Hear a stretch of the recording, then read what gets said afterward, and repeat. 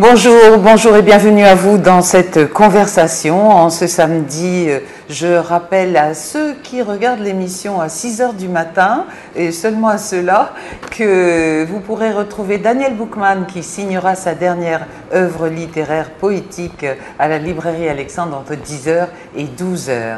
Ça s'appelle Paroles Fomi Folle. J'allais dire Fomi Folle. Daniel Boukman, ce samedi à la librairie Alexandre. Aujourd'hui, c'est avec Juliette Smeralda que nous allons bavarder durant 1 heure. Juliette Smeralda, bonjour. Bonjour Dani. Merci beaucoup d'avoir accepté l'invitation. Je sais que de me recevoir. Je sais que vous étiez récemment au Canada, pour un colloque, je crois, sur la culture kamite. Alors je me suis dit j'aimerais bien qu'elle vienne nous parler de la culture kamite. Une conférence. C'était une conférence, voilà. D'accord. C'était pas un colloque, mais une conférence à laquelle vous avez participé. Kamite. Qu'est-ce que ça veut dire? Kamite ou Kémite, c'est le nom que le peuple noir depuis l'Égypte ancienne se donne et se connaît. Et le terme qui est usité actuellement, qui est celui de noir, qui est celui d'une couleur, n'est pas une création, on va dire, du peuple ou de la famille kamite elle-même. Donc c'est intéressant de voir qu'aujourd'hui les gens essayent de revenir à une autodéfinition de soi. Oui, donc pas nègre, pas noir, pas encore moins black, mais kamite. Encore moins black. Le terme nègre est très usité, hein. Disons que il prête à interprétation, et ces interprétations sont très varient d'un groupe à l'autre, d'une époque à l'autre, et on peut l'utiliser avec beaucoup on va dire, de certitude, de conviction qu'on parle bien d'un groupe humain qui a des valeurs, qui a une culture, qui a la conviction d'être dans une définition de soi qui est assertive, positive. Et puis de notre côté, on peut l'utiliser comme le font certaines personnes, dans le sens du Negro des Américains, et on est dans une ambiguïté qui ne va pas se résoudre parce que quand il y a eu création et escamotage d'un terme, eh bien, il y a toujours on va dire, des membres d'un groupe humain ou d'un autre qui va garder le sens escamoté, et du coup, on n'est jamais tout à fait sûr que le terme est vraiment dépouillé de son acception péjorative. Mais d'ailleurs, beaucoup de gens ont du mal à utiliser le terme nègre. Parce que il est vrai qu'à une époque, c'était une insulte, quoi. C'est une insulte. J'ai fait une recherche approfondie sur sa signification, et c'est vrai qu'aujourd'hui, on tente de le bonifier, et qu'il y a des courants, notamment ceux de la négritude, qui sont, enfin un courant comme celui de la négritude, qui essaie justement de le réinvestir, ou peut-être simplement de l'investir, d'une signification, on va dire, politique, et donc de l'assumer en tant que terme qui définit un groupe humain. Mais dans beaucoup de littérature que j'ai consultée, le terme nègre est problématique. Donc il faut le savoir quand on l'utilise. Oui. Alors le terme kamite ou kémite ne prête pas à ce genre de confusion. Il n'y a pas d'ambiguïté dans la lecture qui en est donnée.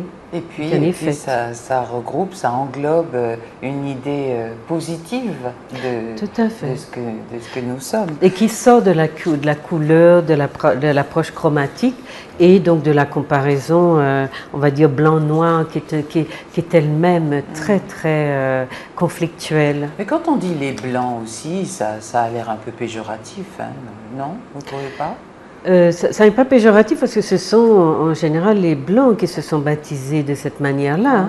Mais oui, dans toutes les littératures, où la rencontre avec les peuples de couleur, si on veut, a interrogé le Blanc sur on va dire, sa propre identité, eh bien, il s'est défini de cette façon-là, et il a regardé les autres, donc les plus foncés, comme étant noirs par rapport à lui, qu'il a défini comme étant en blanc, mais bien sûr qu'on sait que ça ne correspond pas aux couleurs primaires qu'on a et qui correspondent qui désignent d'autres objets ou d'autres éléments de la nature. Alors l'homme s'est placé comme élément de la nature et il s'est défini, ou il a défini les autres à partir de couleurs primaires. Alors donc kamite et culture kamite. Qu'est-ce qui englobe la culture kamite? Alors, dites-nous tout ça. Alors, c'est compliqué de parler de culture kamite au singulier parce que, justement, ce qu'on va appeler la famille kamite, donc la famille pour ceux qui n'ont pas encore on va dire, de sensibilité par rapport au terme même, kamite ou kémite, eh bien, c'est ce qu'on considérera aujourd'hui comme la famille noire ou la famille descendante de l'Afrique, et bien de l'Afrique noire, puisqu'on l'appelle aussi comme ça, disons, subsaharienne, eh bien, on est partagé entre une vision qui voudrait parler justement en termes de famille, donc qui engloberait un peuple dans son ensemble, sans tenir compte, si vous voulez, des évolutions historiques qui ont fait, et des drames qu'ont vécu, que cette famille-là a vécu, et qui l'ont vraiment dispersé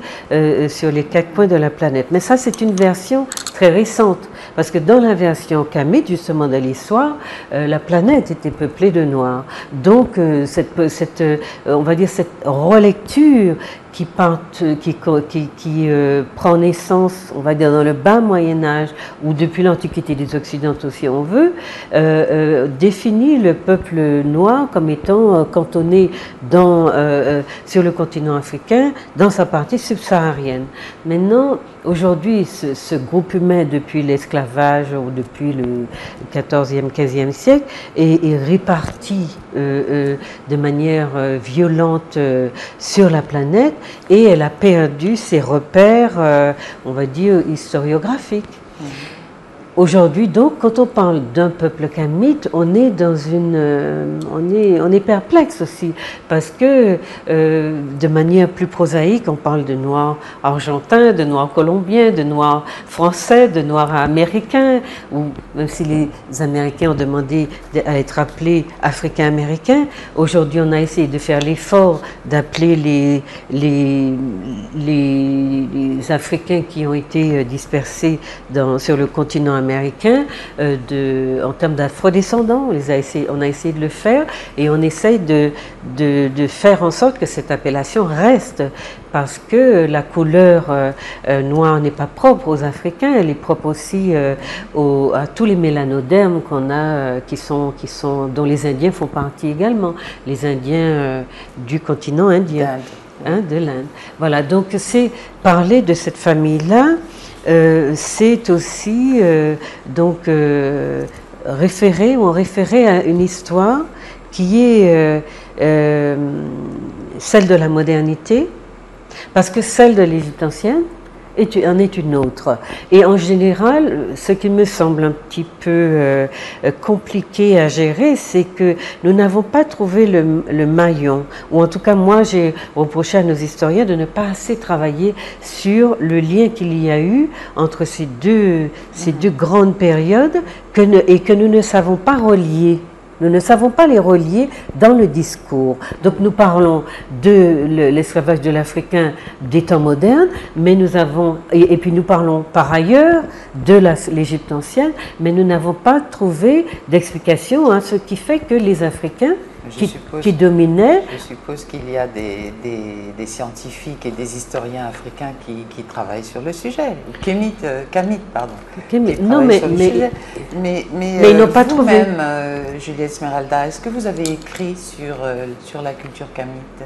Est-ce que vous avez... Mais j'écris, c'est-à-dire je n'écris pas comme certains historiens qui ont fait des recherches qui sont d'ailleurs en anthropologie, raciales, humaines, culturelles, qui ont fait des recherches sur la présence des Noirs sur tous les continents, enfin des Kamites ou des Kémites sur tous les continents. Mais mes recherches, si vous voulez, me permettent de vérifier que beaucoup d'hypothèses sont vérifiées. Et quand je dis qu'on n'a pas fait le lien pour que nous passions d'une période où les Noirs sont à l'origine de l'humanité, où ils ont créé toutes ces civilisations prestigieuses dont on nous parle, et puis aujourd'hui, on en est à une situation où très peu de descendants d'Africains de la diaspora acceptent de se reconnaître ou de se voir reflétés dans l'Afrique. C'est curieux d'avoir été si prestigieux. Donc les gens vous disent, il y a quelque chose là, il y a un tchak, comme on dit dans notre langue à nous. Pourquoi avoir été si prestigieux, si au sommet de la civilisation et être tombé si bas aujourd'hui? Et il me semble que nos historiens devraient concentrer leur effort sur justement l'établissement d'un lien entre le sommet et sa base, enfin, une période où l'Afrique a dominé et une période où l'Afrique est dominée.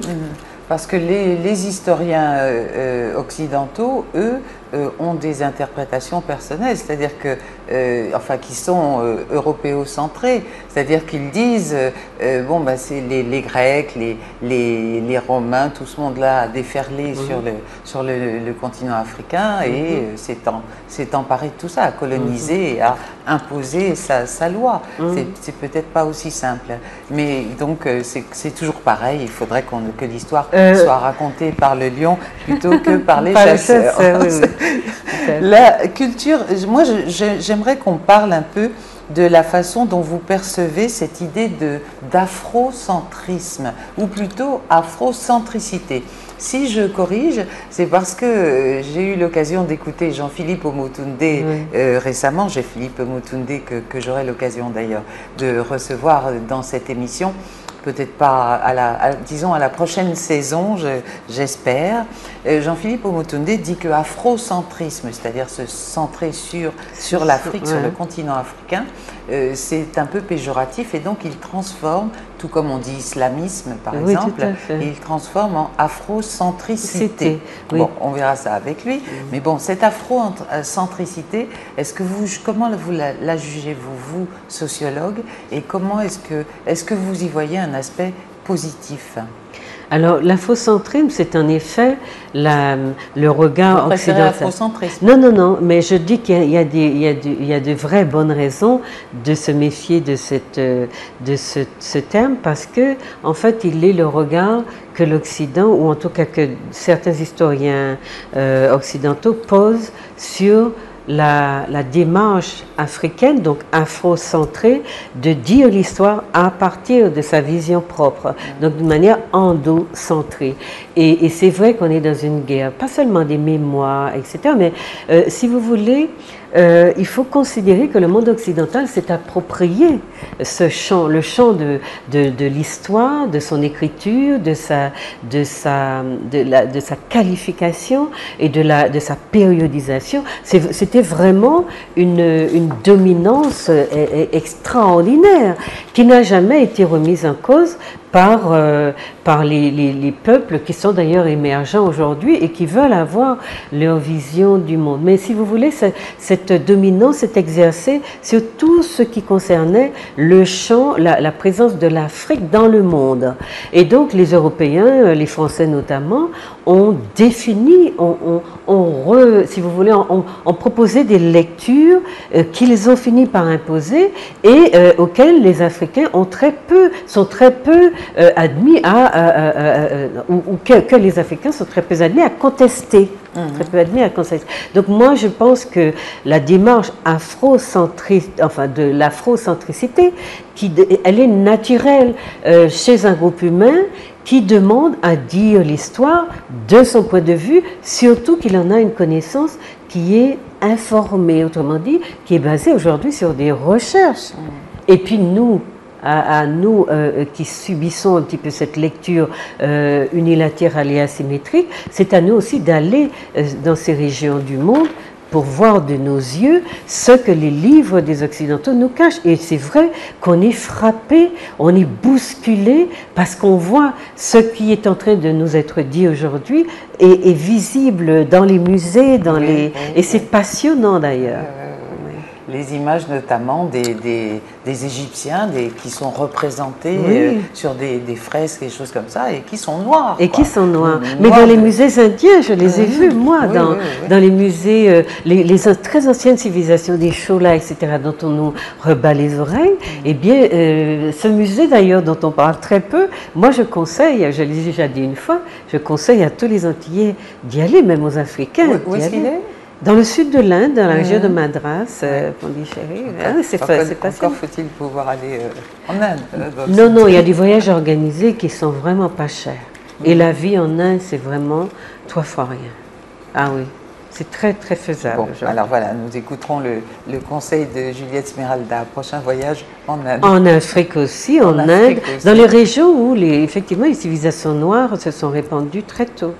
L'afrocentricité, en quoi diffère-t-elle de la négritude? La négritude, c'est, si vous voulez, telle qu'elle a pris naissance dans nos régions des Amériques, c'était d'abord une riposte justement à une lecture vraiment très ethnocentrée ou ethnocentriste de l'histoire ou de la présence des groupes humains qu'on retrouvait sur ces territoires-là. Après, donc à partir des temps modernes, donc l'esclavage des Africains, la TNT, traite négrière, etc.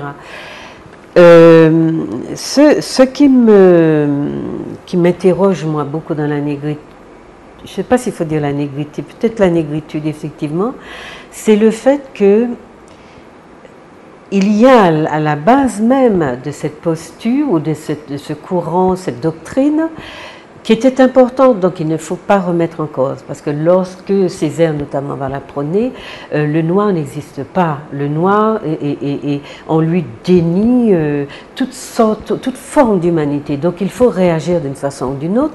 On est dans une région où on a pratiquement interdit à l'Africain de pratiquer sa culture. On sait comment on lui a enlevé ses dieux, on sait comment on l'a forcé à oublier, entre guillemets, toute la culture, toute la kinésie qu'il habite, comme on a essayé, puisqu'on voit bien que les résistances africaines ont permis la survivance justement de beaucoup de traits. Mais la négritude n'est pas entrée justement, elle ne le pouvait pas, elle n'a pas habité l'Africain comme un individu qui était en pleine possession d'une civilisation, d'une culture, d'une vision du monde, d'une cosmogonie, de divinité, etc. Elle l'a habité par justement, j'allais presque dire à fleur de peau. Et c'était nécessaire parce que c'était ce qui était visible dans le choc frontal blanc-noir, entre guillemets, pour reprendre les anciennes dénominations. Et du coup, il a fallu créer ou se redéfinir à même sa peau. Donc c'était nécessaire. Mais maintenant que nous sommes en train de dépasser, ne serait-ce que par des désignations de la réappropriation du terme kémite, eh bien, il faut revenir effectivement à une définition de soi qui va nous sortir de la superficialité, de nuances chromatiques, de nos peaux seulement, pour rentrer dans notre civilisation profonde. J'ai entendu dire que la négritude était plus poétique que scientifique et que qu'anthropologique. Elle n'est pas anthropologique du tout. C'est une philosophie. C'est une philosophie. Voilà. Et qui a merci Césaire, merci Senghor, merci Damas quand même, hein, parce que ce sont vraiment, enfin Césaire pour nous en tout cas, c'est vraiment quelqu'un qui nous a dit vous êtes noir et vous êtes beau. C'est-à-dire il nous a ramassés par la couleur. Voilà. Maintenant on a envie d'aller plus loin, mais cette étape-là, dans la situation de décomposition littéraire dans laquelle on était, eh bien elle a été nécessaire. Il faut d'abord se ramasser. C'est comme si on commençait par se rassembler, et puis plus on définit ses contours, plus on sait véritablement se resituer dans le monde, et bien plus on va sentir le besoin d'aller plus loin, et c'est ce qui nous arrive actuellement. On a besoin de nous définir par une civilisation qui a existé, qui était puissante. Ce qui nous permet de nous reconstruire. Parce que finalement, ce qu'on nous a enseigné, c'est que nous sommes nés avec l'esclavage. Oui. Nous avons commencé à exister avec l'esclavage, ce qui est totalement faux. Alors, est-ce que tout le monde est au courant maintenant que l'humanité, que le berceau de l'humanité, c'est l'Afrique? Est-ce que vous pensez, à votre avis, vous pensez que c'est une idée qui est maintenant répandue partout? Oui, en tout cas, le monde le sait. Le monde, notamment le monde occidental qui a travaillé, qui continue avec ses travaux à mettre au jour un certain nombre de vérités qui sont incontournables. Mais dans l'espoir que les Européens vont trouver l'homme blanc. Si vous voulez, en l'état actuel des recherches, il nous livre l'homme noir comme étant effectivement à l'origine de l'humanité et de toutes les civilisations, mais c'est un fardeau. Actuellement, je crois qui est vécu comme un fardeau en tout cas, parce que l'idée de sa supériorité n'a pas déserté l'homme occidental. Et c'est vrai que avoir aujourd'hui construit l'image d'un Africain ou d'un Kémite, parce que pour lui, ça n'est pas un Kémite, ça serait l'investir d'une culture, donc l'image d'un noir, donc d'une peau. Effectivement, quand on est noir, on n'est qu'une peau. Et donc, de continuer à l'entretenir dans cette idée qu'il n'est qu'une peau et vérifier, voir en même temps qu'il est quand même à l'origine d'une très grande civilisation, c'est complexe. Donc, je crois que c'est Jean-Philippe Omotonde qui a raconté dans une de ses conférences dernièrement qu'il il présentait à des petits enfants français ou des gamins français l'histoire, donc cette histoire de l'humanité, et en leur disant voilà, l'homme noir est à l'origine de l'humanité, et l'un des gamins lui a répondu ah oui, mais c'est l'état actuel des recherches, mais on continue à chercher et probablement qu'on va trouver, qu'on va renverser l'ordre des choses. Donc je crois qu'il y a un savoir qui est institué actuellement, en tout cas qui est en l'état et qui cherche à dépasser en montrant que ça n'est pas effectivement l'homme noir qui serait à l'origine de la civilisation. Alors, bonne nouvelle, un institut qui s'appelle Père Hank Mahatnik va être créé très, très prochainement en Martinique, et c'est dans cet institut, à l'initiative d'ailleurs de Jean-Philippe Omotonde, et c'est dans cet institut, ils seront enseignés toutes ces choses qui font la culture kamite justement, et j'aurai le grand plaisir de recevoir des personnes qui viendront nous en parler de ce Père Hank Institut qui sera très bientôt en Martinique, si ce n'est déjà fait. Et justement, ce sont des personnes qui nous disent qu'il y a eu une falsification de l'histoire. L'histoire a été, on nous l'a raconté toujours, ce proverbe africain est magnifique, du côté des chasseurs et pas du côté des chassés, des lions.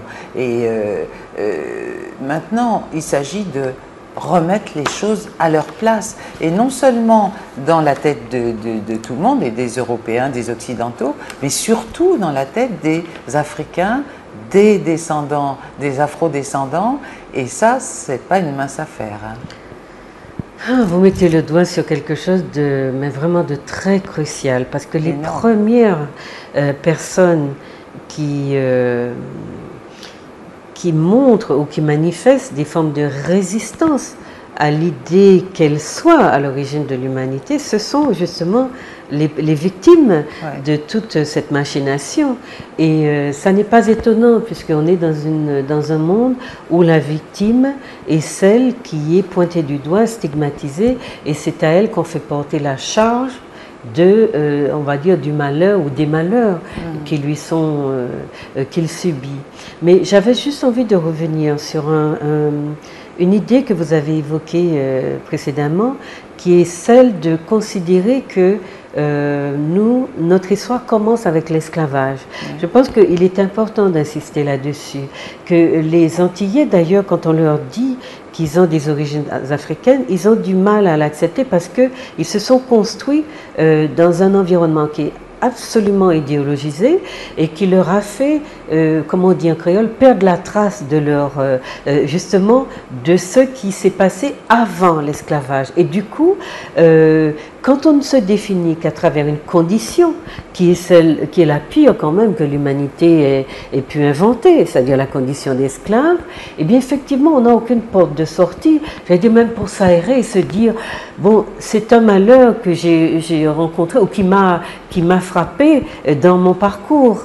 Mais là, je me définis comme étant à l'origine même de toute mon existence. Il y a cette condition-là et je n'ai ni devant ni derrière. Je suis dans une condition et j'évolue avec l'idée que je ne suis rien.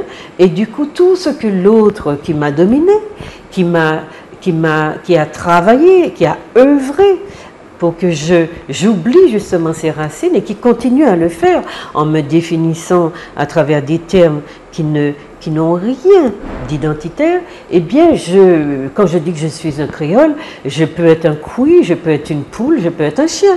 Je ne suis rien. Mais c'est absolument cela. Ouais. Quand je dis je suis un kémite ou un afrodescendant, je me situe dans une lignée, dans une généalogie. Je me situe. Quand je dis que je suis créole, je suis dans un rien, dans un néant, que ceux qui sont les premiers empressés à m'emmener dans ce néant n'ont pas pris pour eux, parce qu'ils savent, ils ont des généalogies justement. Ouais. Oui. Donc le plafond de verre de l'esclavage, il faut le briser, il faut sortir, essayer de lever, de sortir justement de cet étouffement et de ce cloisonnement, de cet emprisonnement pour essayer de se projeter déjà d'aller visiter son passé pour pouvoir se projeter dans l'avenir. C'est quand même une démarche qui est entamée par beaucoup d'entre nous, d'aller justement chercher nos ancêtres et puis à partir de là faire connaissance avec tous les grands empires africains qui ont existé, empire Songhai, empire, bon, enfin bref, et les méthodes des comment dirais-je, enfin bon, j'allais dire des blancs, mais c'est pas le terme que j'ai envie d'employer. On va dire le terme générique occidental, oui. On peut dire européen. Des occidentaux, on va dire. Enfin bon, c'est une famille. Des impérialistes, des colonisateurs. Leurs méthodes sont de nous nier systématiquement, nous nier. Alors certains penseurs niaient une quelconque intelligence, niaient une quelconque aptitude à créer, à inventer. Et aujourd'hui encore. Ça va jusqu'à aujourd'hui encore, puisque aujourd'hui, 2011 en France, a été décrétée année des Outre-mer. Or, par l'UNESCO, c'était bien l'année internationale des personnes d'ascendance africaine. Et je montre le logo, le logo de ceci. Année internationale des personnes d'ascendance africaine. C'est vous qui l'avez appris. Oui. Le logo est intéressant parce que vous voyez de partie de l'Afrique. Il y a l'Afrique et puis ces mouvements c'est très joli. Ça. Je vais le remontrer. Vous voyez cette petite Afrique au centre du dessin et puis bon, ça part. Et tous ceux qui ont envie de profiter de cette année peuvent copier le logo et la poser sur la vitre de leur voiture ou peu importe. Il y a X manières ou sur un t-shirt. Mais enfin, c'est vrai que c'est une année qui était en train de passer sous silence. Alors comment ça s'est passé? Comment s'est opérée la mutation? Comment est-ce devenu l'année des Outre-mer écrit en gros sur le je ne sais plus comment ça s'appelle, enfin sur l'Assemblée nationale, sur le... Bon, le fronton de l'Assemblée nationale. Voilà, le fronton, oui. Merci beaucoup. Non, mais je pense que c'est comme ici, chez nous aussi à la Martinique.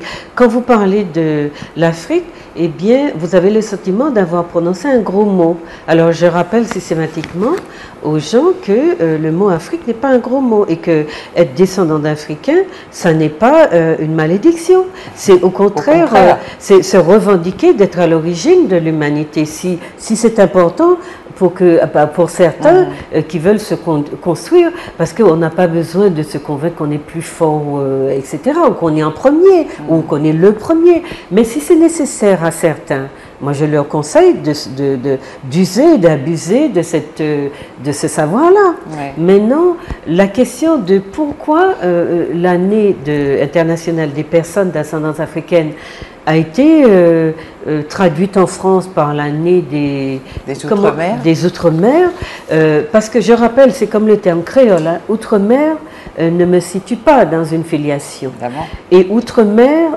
prive les personnes pour qui l'UNESCO a fait cet effort-là du bénéfice, de la reconnaissance de mondes qu'on a éparpillés arbitrairement dans les Amériques, donc par la TNT, la traite transatlantique, les grilles transatlantiques, et dont on a nié toutes les compétences. Alors quand on disait tout à l'heure qu'être noir, c'est être une peau, c'est vrai, c'est-à-dire qu'on vous a vidé de tout contenu civilisationnel et vous êtes devenu une peau. Donc là, tout d'un coup, vous n'êtes plus une peau. Vous êtes une personne qui a une filiation, qui peut remonter une généalogie, et même si vous n'arrivez pas dans une famille précise, une famille nucléaire précise, ou tribale précise, mais vous arrivez à vous relier au continent en tout cas, et comme pour l'Inde aussi, vous n'avez pas de possibilité de vous relier, mais vous pouvez décider que vous avez une filiation avec l'Inde, même si ça reste symbolique, voilà. Maintenant, cette histoire de se relier est importante parce que quand on fait, quand on analyse le texte, parce que je conseille aux personnes qui sont intéressées d'aller sur le site de l'UNESCO et de lire le texte. Et ce que l'UNESCO met en avant, c'est le fait que jusqu'à maintenant, on avait cantonné les Noirs dans un certain nombre de compétences qui étaient sous-catégoriques. On va dire, oui, les Noirs, ils courent vite. Comme ils n'ont pas de cerveau, eh bien on leur prêtait des prestances de nature complètement mécanique. Alors, ils courent vite ou alors ils savent danser, ils sont de bons footballeurs. Et j'ai repéré beaucoup de Noirs qui ne savent pas danser, donc voilà. Mais maintenant, et quand vous leur dites qu'ils ne savent pas danser, ils sont frappés parce que le dominé ou celui qui subit un préjugé, il a tendance à l'incorporer et à se construire une identité à partir du stéréotype qu'on a inventé pour lui. Donc beaucoup de gens sont de Noirs, enfin entre guillemets, sont très convaincus d'être de bons danseurs, de bons footballeurs. Maintenant, l'UNESCO dit non, non, ces personnes-là ont transformé les civilisations dans lesquelles elles ont été. Elles ont un apport qui est extraordinaire, qui est fondamental, et il faut qu'on leur reconnaisse cet apport civilisationnel dans toutes les cultures qui ont cours aujourd'hui. Donc l'UNESCO fait l'effort, non pas seulement de créer un espace consacré une année entière aux personnes d'ascendance africaine, mais profite de cet espace-là pour rappeler au monde l'apport des Africains au monde. Et donc, dans tous les domaines, qu'il s'agisse de sciences, qu'il s'agisse de mais est-ce que c'est vraiment fait?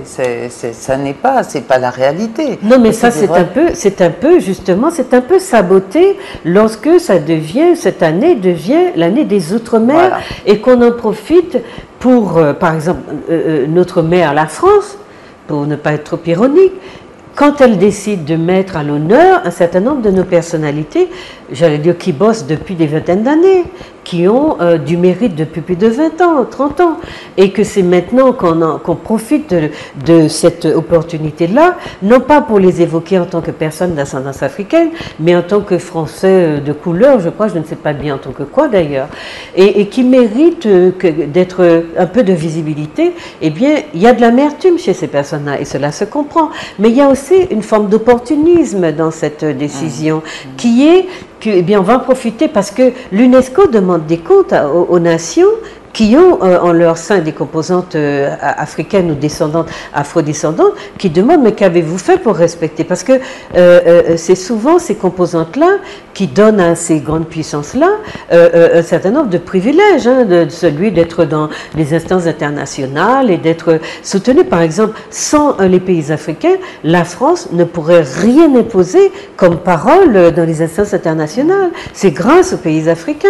Alors, Juliette Smeralda, je voudrais préciser à celles et ceux qui nous regardent et qui ont certainement un avis sur la question, je l'espère en tout cas, que lundi, l'émission Lienage sera consacrée justement à ça. L'intitulé de l'émission, l'Afrique et nous, ou bien nous et l'Afrique. D'ailleurs, à la demande d'un téléspectateur, Guy, qui avait souhaité s'exprimer sur le sujet. Donc nous serons en compagnie de personnes autorisées à en parler parce qu'ayant travaillé le sujet, et vous pourrez vous exprimer au numéro de téléphone qu'on vous indiquera. Continuons, Juliette Smeralda, à parler de l'Afrique et puis justement l'année de des parler... Outre-mer, voilà. Pardon ? De l'année des Outre-mer que vous évoquiez. Oui, non, mais pas spécialement l'année des Outre-mer, parce que bon, je trouve ça plutôt affligeant personnellement, mais des Martiniquaises et des Martiniquais par rapport à l'Afrique.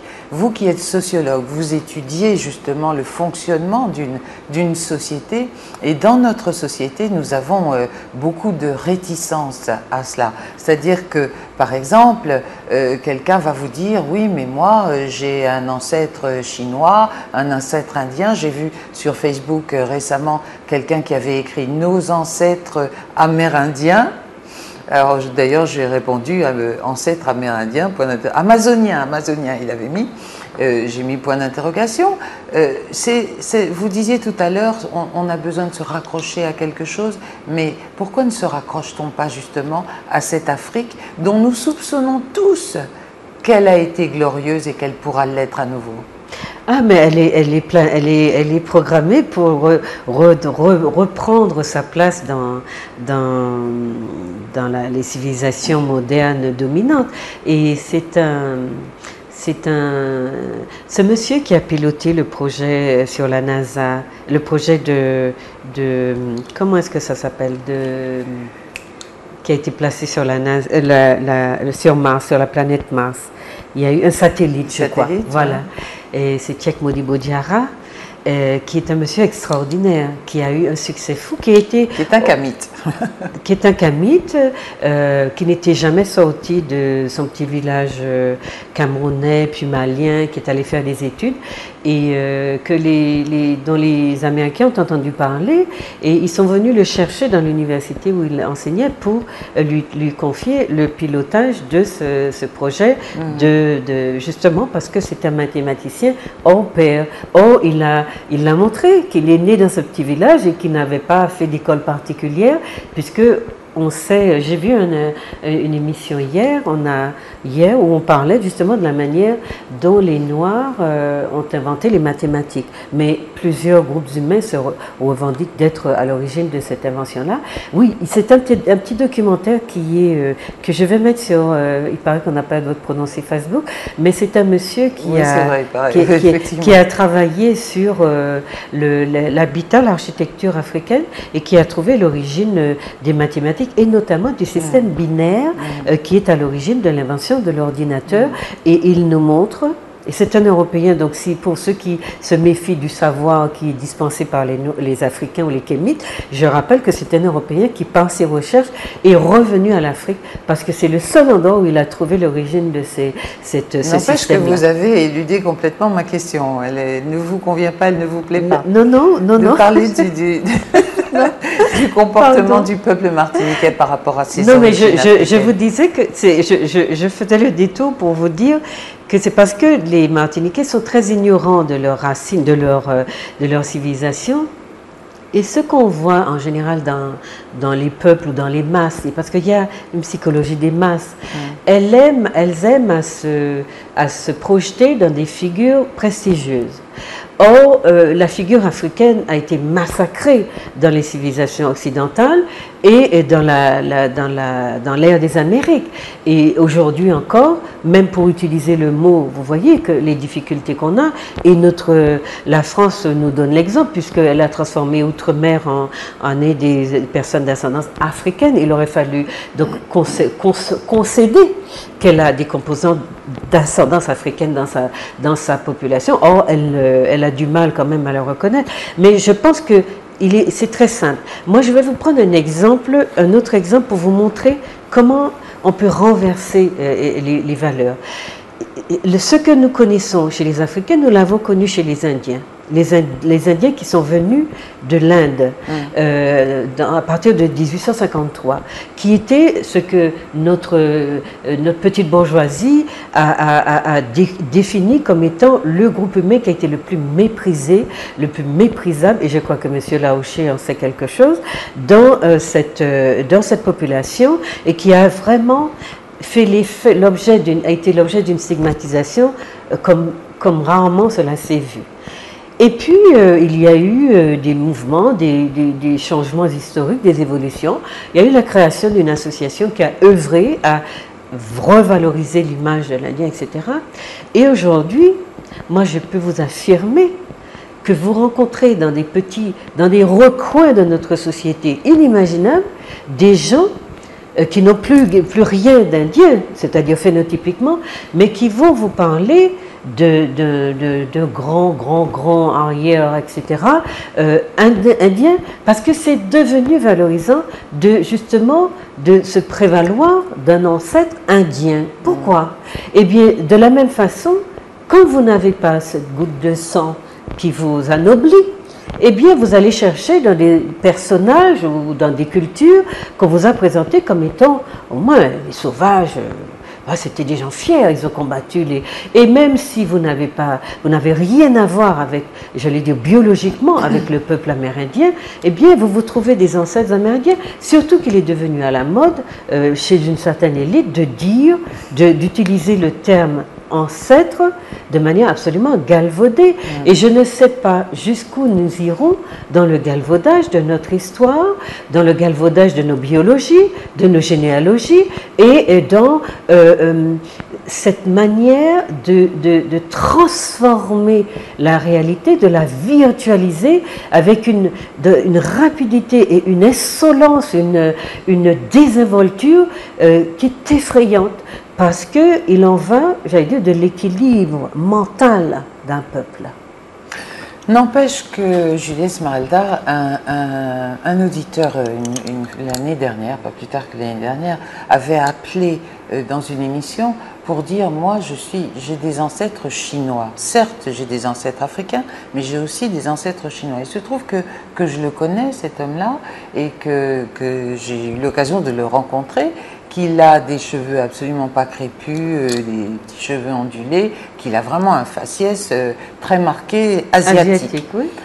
Alors, dire à cet homme, vous êtes africain, à quoi cela correspond-il? Mais est-ce qu'il faut lui dire qu'il est africain? Moi, il me semble qu'on n'a pas à s'inventer d'ancêtres. Les Indiens, les Indo-descendants sont des Indiens s'ils ont gardé les deux pôles indiens. Oui, mais lui, il refuse. Il dit, bon, moi, je veux bien qu'on me dise que j'ai des ancêtres africains, que l'Afrique, c'est une partie de moi-même, mais enfin, j'ai une partie indienne. Alors, oui, il y a pas indienne, chinoise. Mais il y a une définition. Il y a un choix possible. Non, mais il y a une définition de l'identité qui là, n'est pas du tout sociologique ni culturelle. Elle est proprement biologique. Et il me semble que c'est une sorte je ne vais pas dire de dérive, mais c'est une réalité qui a vu le jour dans les Amériques. Autrement dit, dans le fait que ceux qui étaient détenteurs de la culture et qui imposaient leur culture aux autres, c'était les Européens. Et donc, ils ont forcé les autres groupes humains à ne se définir que par rapport à la biologie. Autrement dit, que par rapport au sang. On le sent jusqu'à nouvel ordre. C'est vrai qu'il y a des groupes sanguins qui varient un petit peu, mais je veux dire, on n'a pas trouvé, moi, d'après mes recherches, la seule fois où j'ai vu qu'il y avait une différence dans l'espèce humaine, elle a été évaluée à 1%. Autrement dit, l'espèce humaine est reconnue sur le plan scientifique comme étant une unité, une entité. Maintenant, dans la vision de l'être humain que la colonisation, l'impérialisme a distribué véritablement, eh bien, il y a cette contribution-là qui est délétère, qui a fait croire en l'existence de races humaines et qui a justifié la systématisation d'identités raciales pour expliquer ou justifier la domination d'un groupe qui, lui, s'est prétendu blanc pour s'imposer et créer autour de cette identité chromatique des valeurs qui justifiaient simplement la spoliation véritablement économique et puis symbolique de tous les autres peuples qui ont été mis en esclavage ou qui ont été asservis pour servir leur projet économique. Mais je veux répondre à cette question-là, elle est fondamentale. Que voulons-nous? Nous définir en tant que sang, que goutte de sang, autrement dit en tant que biologie, être biologique, ou en tant qu'être de culture. Si nous décidons que nous sommes des êtres de culture, nous allons sortir aussi de la définition que donne de nous la créolité, et nous allons entrer dans une définition qui est basée sur l'apport culturel des civilisations qui nous ont formatés. Ce que nous savons jusqu'à aujourd'hui, c'est que l'empreinte de l'Afrique en nous, pas seulement physiologiquement, somatologiquement, mais culturellement est très importante. Parce que si les Européens nous traitent comme ils nous traitent, c'est qu'ils ne se voient pas reflétés en nous en tant qu'êtres qui appartiennent à une civilisation qu'on va dire par archaïsme blanche. Maintenant, si on regarde véritablement ce qui fait notre spécificité, c'est que le groupe humain qui était ici dominant, qui était d'origine africaine, a formaté très largement nos identités. Et ça n'est pas d'être physiologiquement africain qui nous préoccupe, c'est d'être culturellement, probablement plus africain qu'européen, bien que nous ayons passé par le filtre de notre subjectivité, l'apport occidental. Et c'est cela que je crois, parce qu'il faut distinguer l'apport matériel de l'apport symbolique. Et l'apport symbolique ne fait pas de nous des Occidentaux, même si la France veut effectivement par l'assimilation que nous le devenions. Mais nous ne le sommes pas devenus parce qu'il y a une logique. Alors ce monsieur chinois qui souffre de sa goutte de sang chinoise, moi je vais lui demander en quoi il est chinois en Martinique. S'il peut nous prouver qu'il est habité par une culture chinoise. Il va vous répondre en quoi suis-je africain en Martinique. Eh bien c'est que la culture qui domine les manières de faire, de danser, de manger, de boire, de respirer, de regarder le monde, eh bien elles sont essentiellement, probablement, très influencées par une vision, en tout cas par une africanité qui est là. Moi je veux dire, on ne demande pas aux Européens de nous regarder comme des Européens occidentaux. Ce sont eux qui arrivent ici qui ne nous voient pas comme des Occidentaux. Pour moi c'est un signal, c'est important de le prendre en considération et pas de vouloir être des Africains. Parce que quand je dis que nous avons des Africains, même quand je dis que j'ai des racines indiennes, je ne veux pas devenir indienne de l'Inde. Je veux simplement dire que quelque part cette racine existe, mais que même mon indianité a passé par le moule de mon africanité, et que c'est d'abord par ce moule de mon africanité que je me définirai éventuellement comme étant ayant une ascendance indienne. Mais ça n'est pas que je veuille préférer une par rapport à une autre, c'est que objectivement, je suis dans de la sociologie, dans une lecture sociologique donc qui m'amène à une définition culturelle de l'identité, qui me sort de mon sang, de ma biologie.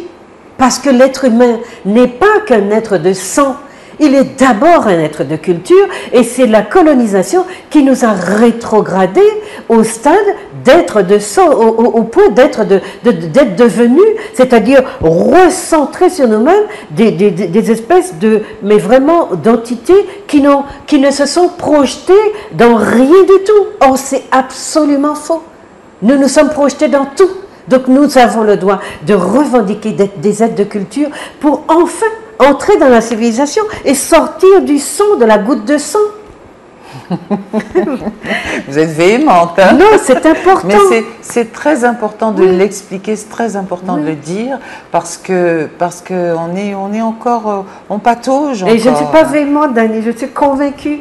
Parce que autrement, je ne serais qu'une goutte de sang, je vieillirais, mes cellules s'abîmeraient, et puis je dépérirais, je serais enterrée sous quelques pieds de pouces de terre, et puis j'en aurais fini avec... En faisant de moi-même un être de culture, je me projette dans ma descendance, je transmets ma culture de génération en génération et je peux le faire sur des milliers d'années. Hein? Tandis que quand je ne suis qu'un élément, qu'un peu de sang et de chair, eh bien, je m'auto-consume et puis j'en ai fini avec l'existence elle-même.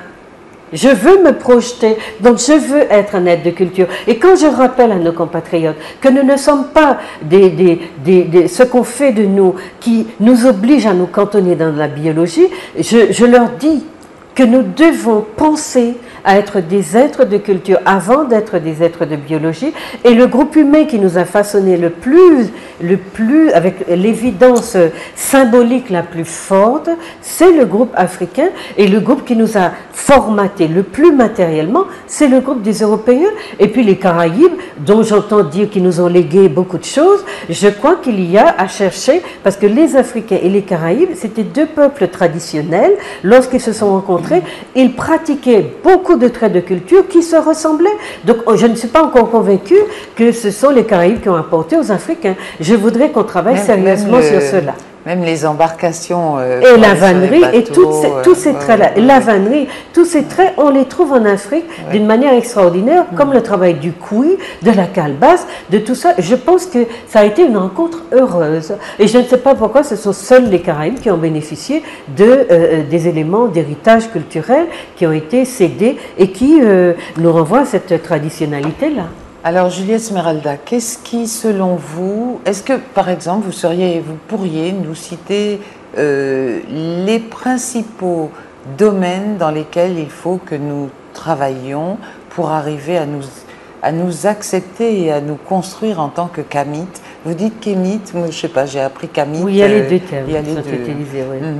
Mais moi, qui nous permettent d'accepter finalement, d'accepter que nous sommes issus de personnes, de peuples qui ont été mis en esclavage, mais qui à l'origine n'étaient pas des esclaves, étaient des gens valeureux, étaient des gens qui avaient leur culture, et non seulement ils avaient une culture, ils avaient des civilisations, etc., mais que ces civilisations sont à l'origine de celles qu'on nous impose aujourd'hui. Oui. Et je rappelle qu'il y a beaucoup d'études qui sont faites chez les anglo-saxons notamment et qui trouvent dans toutes les personnes royales, la royauté britannique, du sang, ce qu'on appelle du sang africain, curieusement. En tout cas des gènes. Il y a des études qui sont bien repérées, qui ont été vérifiées par toute la crème des chercheurs et qui prouvent aujourd'hui que ces personnes descendent ont des origines africaines. Bon, maintenant, moi, nous, peuple martiniquais, si déséquilibré, si instable. Mais la première chose qu'il faut faire, c'est accepter son histoire en la comprenant bien. En comprenant donc, que c'est un incident de parcours, un gros accident de parcours, d'accord? Et que la lutte idéologique qui a opposé de manière frontale les deux groupes qui se sont trouvés sur ce territoire, les territoires dans l'ère des Amériques, c'était donc bien le chasseur et le chassé. Et du coup, les Africains ont été dans l'incapacité de décliner leur histoire comme ils l'avaient vécu, de décliner même les incidents de parcours qui ont émaillé cette histoire-là. Donc la honte qui nous habite, parce que je crois que c'est cela. Quand je prenais l'exemple des Indiens pour dire que c'était vraiment une population marginalisée, stigmatisée, aujourd'hui tout le monde veut se retrouver des ancêtres indiens. Je veux dire qu'il y a une manière de se reconstruire, de se réapproprier son histoire et sa provenance, et puis de dire, voilà, c'est un accident de parcours, mais ça n'est pas cela qui définit ce que nous sommes. Donc nous allons nous réapproprier cette histoire, la connaître, et puis entrer, à mon avis, c'est important, reprendre, justement, il faudrait un espace d'enseignement de cette histoire, reprendre toute l'histoire, toute la filiation qui nous a sortis de l'Afrique ou de l'Inde, si on veut, ou des Caraïbes, et qui nous a amenés aujourd'hui à la situation dans laquelle nous sommes, et qui fait que notre folie furieuse, celle qui nous habite, c'est effectivement de nous blanchir, pour utiliser une sorte d'euphémisme aujourd'hui, biologiquement, culturellement, à tous les niveaux,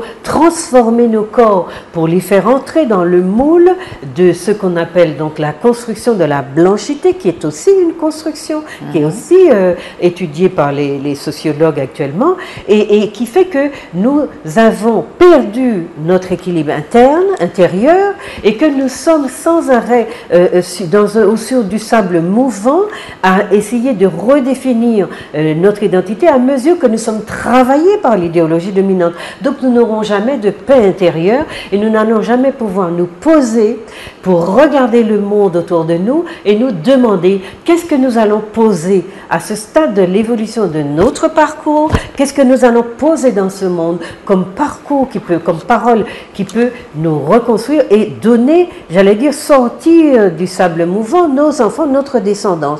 Et peut-être que l'année des personnes d'incidence africaine, si nous la reconsidérions, nous donnerait une base à ceux qui sont les plus fragiles, une base pour se lancer dans une recherche plus systématique. Une lecture à recommander pour celles et ceux qui souhaiteraient connaître un peu l'origine de tout ça, c'est Cheikh Anta Diop qui a écrit Nation nègre et culture, un Sénégalais. Nation nègre et culture que vous pouvez trouver, je crois, dans et ce sont ces théories que Jean-Philippe Omotunde vulgarise. Oui, voilà. Oui. Et entre autres, parce avec Obenga, le professeur Obenga. Il n'y a pas que ça comme référence. Alors cette aliénation culturelle que nous subissons, sous le poids de laquelle nous sommes, il s'agit maintenant d'essayer de la soulever et puis de l'envoyer derrière nous. Mais ça ne sera pas facile parce qu'on ne comprend pas. Ouais. Parce que les gens ne comprennent pas le sens de ce qu'il faut bien appeler une guerre. Alors on peut mettre raciale derrière, mais il y a bien quelque chose qui est de l'ordre du zappage de tout ce qui concerne l'Afrique, le peuple noir. Et je pense que ça a à voir effectivement avec cette origine. Mais tout simplement, Juliette Esmeralda, donner à une enfant qui a la peau noire une poupée blanche, alors qu'on connaît le phénomène d'identification, etc., c'est déjà lui créer un complexe, lui créer des difficultés de vie pour plus tard. On lui crée ces difficultés-là, mais le vrai drame qui est à la base de ce geste, c'est que l'enfant noir ne veut pas de la poupée noire. Autrement dit, et il y a beaucoup d'expériences qui sont menées actuellement, autrement dit, l'enfant noir, d'ailleurs quand elle repousse, la petite fille noire repousse la poupée noire, elle la repousse avec un geste qui nous montre qu'elle est déchirée intérieurement. Mais ça dépend comment elle lui a été présentée, cette poupée. Hein. C'est vrai qu'il y a eu... En général, c'est comme ça. Actuellement, en la situation actuelle, il y a très peu de petites filles noires qui ont été construites positivement et qui savent accepter le reflet d'elles-mêmes qu'elles voient dans la poupée. Autrement dit, elles sont d'abord déchirées parce qu'elles sont habitées par une vision de petites filles blanches alors qu'on leur propose un support une poupée noire dans laquelle elles ne veulent pas se projeter. Donc elles sont déchirées. Julie Esmeralda, pour terminer cette émission, envie de dire quelque chose aux Martiniquaises et aux Martiniquais?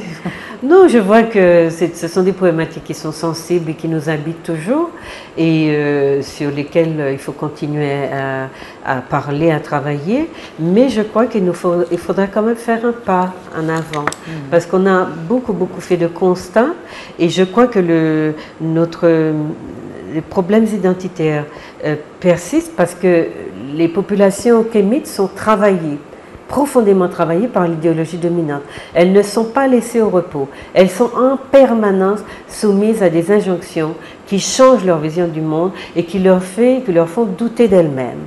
Donc il faut qu'elles aient un espace d'enseignement de leur histoire pour qu'elles comprennent enfin les raisons de ce matraquage et surtout les séquelles de ce matraquage sur leurs identités propres. Merci beaucoup, merci à vous. À une autre fois, Julie Esmeralda. Merci, Dani. C'est toujours un plaisir de vous entendre et d'entendre vos réflexions sur les sujets.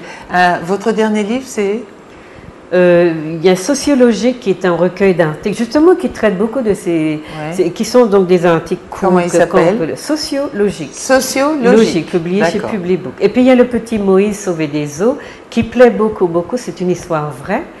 Qui a été écrite, enfin que j'ai écrite, que j'ai recueilli l'histoire et je l'ai écrite pour qu'elle passe dans notre peuple qui est privé d'images positives d'elle-même. Et ce sont deux pêcheurs qui se sont perdus en 91 et qui ont ressurgi miraculeusement. Et c'est une histoire vraiment extraordinaire, vécue par les nôtres et qui mérite d'être connue. Et Moïse sauvé des eaux. Qui mérite d'être connu. Tous les gens qui le lisent, qui lisent cette histoire sont fascinés et l'histoire se lit en 1 heure ou 2. Merci beaucoup Julie Esmeralda, merci, à bientôt. Dani, merci à vous aussi de nous avoir accompagnés, suivis et peut-être, j'espère, écoutés. Merci à notre réalisatrice Getty Galva. Je vous rappelle que lundi, dans Lit en Âge, nous parlerons de nous et l'Afrique et vous pourrez donner votre point de vue en composant le 48 44 25. Ce sera à partir de 9h30 et jusqu'à 11h lundi matin. Merci beaucoup à vous et je vous souhaite un bon week-end. Bye bye.